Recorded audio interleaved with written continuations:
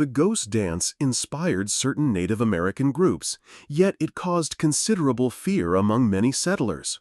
Authorities in Washington received reports claiming that Native Americans were dancing in the snow, behaving wildly and erratically. The U.S. government declared that protection was urgently needed. They insisted that the leaders behind these movements should be arrested and held at a military post until the situation calmed down, and that action had to be taken immediately. Consequently, in November 1890, American officials moved to prohibit the ghost dance in the Dakota Territory. When the dances persisted, military forces were deployed to the region. The Army believed that trouble was imminent, suspecting that the Great Sioux leader Sitting Bull could be the figurehead of a potential uprising. What motivated the decision of American government officials? Was their aim to intimidate, or was it to suppress individuals' rights to their cultural and traditional freedoms? Let's explore what might have driven the American government to ban so many aspects of Native tribal cultures. Dance continues to hold a significant role among many Native groups who maintain the old religions and perform dances essential to their lifestyle. Since many dances and songs possess spiritual and supernatural origins, their importance and meaning remain intact. These traditional dances, often associated with seasonal or life cycle occasions, are specific to certain regions or tribes. The songs are typically sung in native languages, and ceremonies follow ancient calendars and belief systems. Rarely do these traditional dances allow for personal freedom of expression. Besides public performances, there are also private and semi-private dances used for healing, prayer, initiation, storytelling, magic, games, courtship, hunting, and influencing the natural world. Through these songs, dances, and rituals, present-day Native Americans reaffirmed their connection to a living cultural heritage. Dancers wore traditional attire that enhanced the elegance of the straight dancer's smooth and gliding movements. It is worn by threading a belt through a tube created by folding and sewing the upper few inches of the dance trailer. Secured around the waist at the back, the trailer drapes down to about 4 inches above the ground. To enhance its appearance, additional decorations such as beads, feathers, metal fringe, brass sequins, and buttons were frequently added. Many Native American dancers attach bells or other small jingling items to their dance attire. These items move with the dancer, producing an extra layer of sound that enriches the performance. Throughout these cultural and traditional ceremonies, Native Americans and settlers endured much bloodshed over the centuries. The losses went far beyond lives alone.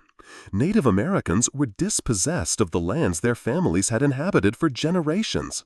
Their ancestors and parents were buried on territories they could no longer access. These lands provided everything needed for their survival. The reservations assigned to them were often barren and unwelcoming.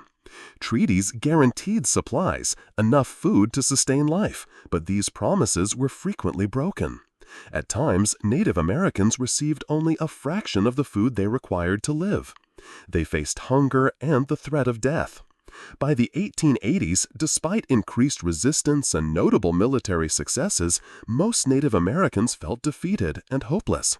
Many were eager to embrace any message promising hope and relief.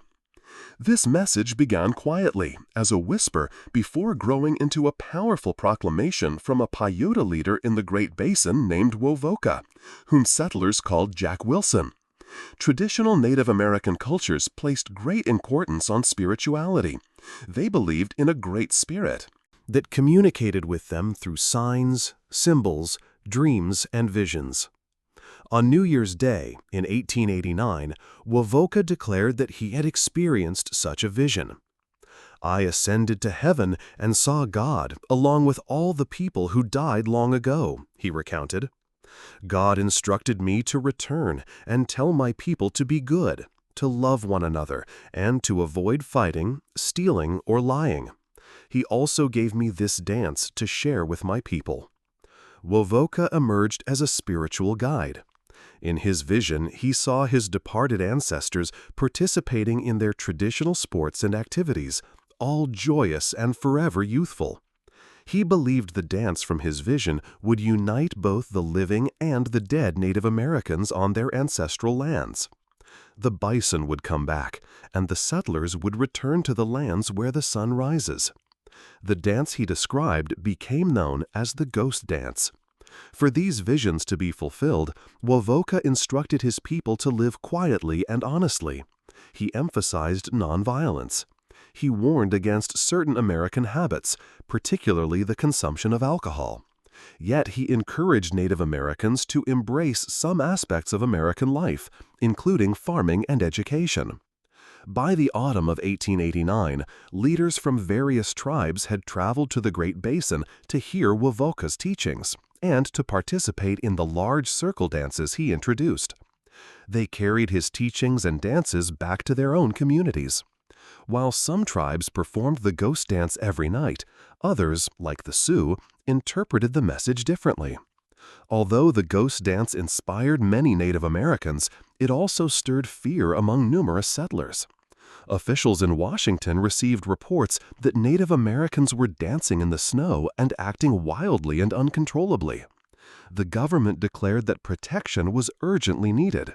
They insisted that the leaders be arrested and held at a military post until the situation calmed down, and that this must be done immediately. In November 1890, American authorities finally prohibited the ghost dance in the Dakota Territory. When the dancing persisted, military forces were dispatched to the region, convinced that trouble was imminent. Fearing that the renowned Sioux leader Sitting Bull might spearhead a rebellion, the Bureau of Indian Affairs agent at the Standing Rock Reservation wrote that Sitting Bull was the main instigator and that this widespread craze among Native Americans would not have taken hold at the agency if he had not been there. Consequently, orders were issued for his arrest. When agents representing the Bureau attempted to apprehend the former leader, his supporters resisted. A confrontation ensued, resulting in Sitting Bull's death. Next on the military's list was Bigfoot, Sitting Bull's half-brother. Upon learning of Sitting Bull's death, Bigfoot fled south with a group to the Pine Ridge Reservation. Many of Sitting Bull's followers also escaped to Chief Bigfoot, a leader among the ghost dancers. On December 28, 1890, about 500 soldiers caught up with Bigfoot's group, comprising 106 warriors and around 250 women and children. Bigfoot was then persuaded to lead his people to Wounded Knee Creek. At that location, they were to be disarmed before continuing on to the Pine Ridge Reservation. On the morning of December 29, soldiers under the command of General Nelson A. Miles arrived at Bigfoot's camp to collect all firearms. Only a small number of Native Americans complied. The soldiers searched the teepees and discovered approximately 38 rifles. They then instructed the Native Americans to unveil the blankets they wore to protect themselves from the cold. At that moment, a young warrior named Black Coyote lifted his concealed rifle above his head and declared that he would not surrender it. As the soldiers struggled to restrain Black Coyote, the rifle discharged. The already tense soldiers, fearing for their lives, immediately opened fire. From a vantage point above the camp, the army also fired its cannon into the settlement. Sioux men, women, and children fled in desperation. By midday, 300 Native Americans, including Bigfoot, along with many women and children, had been killed. 50 Native Americans were wounded, and troops continued to pursue those who had escaped. The Army suffered 25 fatalities and 39 wounded soldiers.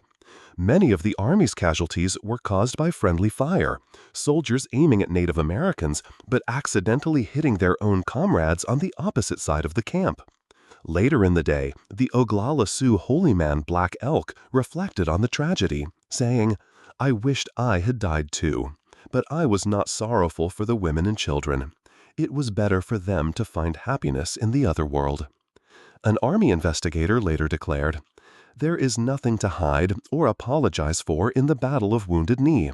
The Native Americans brought about their own destruction just as surely as any people ever did." 19 soldiers who fought at Wounded Knee were awarded the Congressional Medal of Honor, the nation's highest military decoration.